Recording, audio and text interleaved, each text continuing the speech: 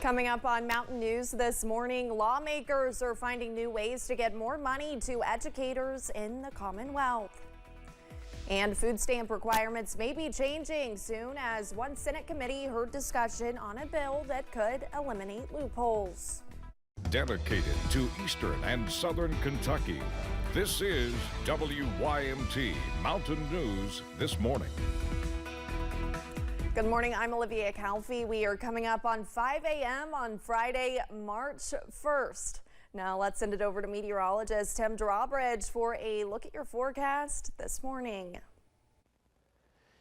Good morning, Olivia. Good morning, everyone. When I last spoke with you back on Wednesday, we're talking about warm temperatures on top of the severe weather threat. It's about 35 degrees colder than when I last spoke with you. But hey, we got some good news on the way and you're going to like it. 28. Last check here in Hazard, and yes, we've got some cloud cover issues, but at least a shower threat holds off until later today.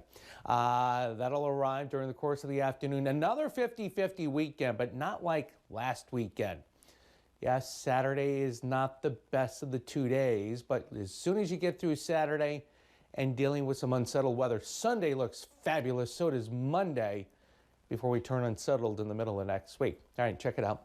The pinpoint Doppler radar right now, not much obviously is going on. In fact, the radar is down right now. We look back to the west and southwest. That's our incoming system, and we'll contend with those showers as we head through the afternoon. Mostly cloudy, showers arrive during the middle and the second half of the day, and a forecast high between 45 and 50. First Alert 7-day forecast coming up in just a few moments. Olivia? All right, Tim, thank you. How to give teachers a raise is still being discussed in Frankfort. House Bill 694 was recently introduced by its sponsor, State Representative Chris Fugit of Perry County. He says the bill would provide a one-time payment of $2,000 to certified employees, excluding superintendents, and it would give a one-time payment of $1,000 to classified employees. Fugit says that he knows this is a short-term solution and still a lot of work needs to be done. We've got a lot of work to do. We'll do the workforce on the SEEK formula to see if it can be revamped to push more money to rural districts. And then we'll just keep working on House Bill 694. If House Bill 694 passes, it would support school staff with that one-time payment 2 years in a row ending in 2026. In the Senate Education Committee, lawmakers approved a bill that addresses school safety. Senate Bill 2 would allow for guardians that would include honorably discharged veterans or retired state troopers and federal law enforcement agents to patrol schools. The bill now heads to the full Senate. A Senate committee heard discussion yesterday about a bill involving the state's food assistance program called SNAP. Some want to change requirements for receiving the help.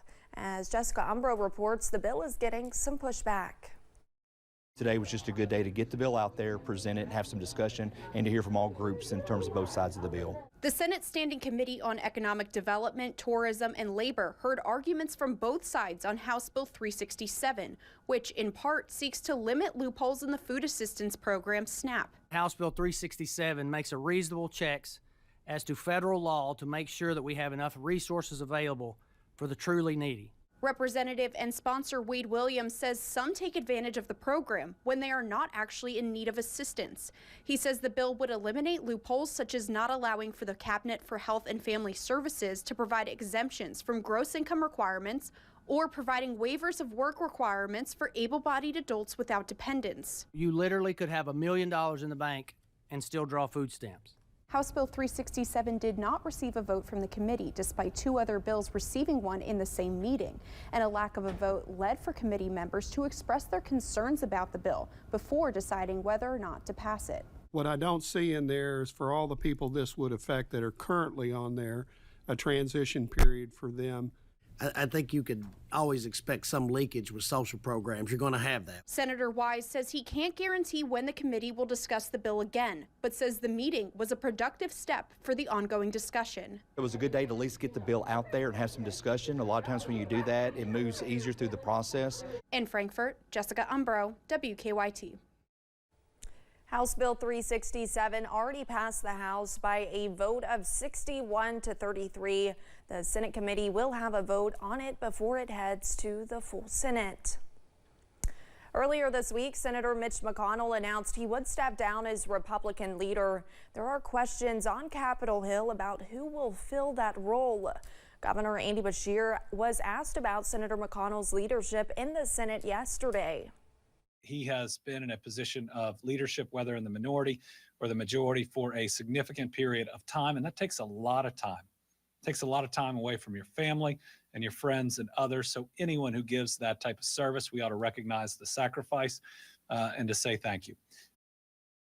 The governor credited McConnell for his support on the bipartisan infrastructure law. Beshear said he is, quote, completely and totally ruling out a run for an open Senate seat in 2026. Senator McConnell says he intends to finish out his term ending in January 2027. The governor's office is awarding more than $15 million to 13 counties here in Kentucky. 3 of those counties are in our coverage area. The funding is for job growth as well as site and building development. Laurel County is receiving nearly $2 million for a project. $500,000 will be going toward a project in Pulaski County, and Wayne County is getting nearly $1 million, according to the release. We have more about this at WYMT.com. In Lee County, Virginia, $700,000 is being awarded for the St. Charles Monarch Waterline Replacement Project. In a release from Congressman Morgan Griffith's office, the project will replace about 9,970 linear feet of water line and install 4 gate valves and 1 fire hydrant, which will serve about 38 households in the area. The funding was awarded by the Appalachian Regional Commission.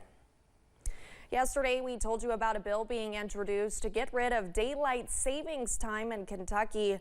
On our website, we are asking if the state would do away with daylight saving time. 72% of you say yes, while 28% say no. If you have not voted, you can go to WYMT.com and do it until today at 4 p.m. And thanks for getting your day started with us here on Mountain News this morning. Still to come, folks around the world are increasing their sauna usage as a health benefit. And weather-wise, hello March. I don't know, is it coming in like a lion or coming in like a lamb? I'll let you decide, speaking of polls, as we track this system coming in during the course of your day. A look ahead through the weekend as well with your first alert 7-day forecast coming up right after this.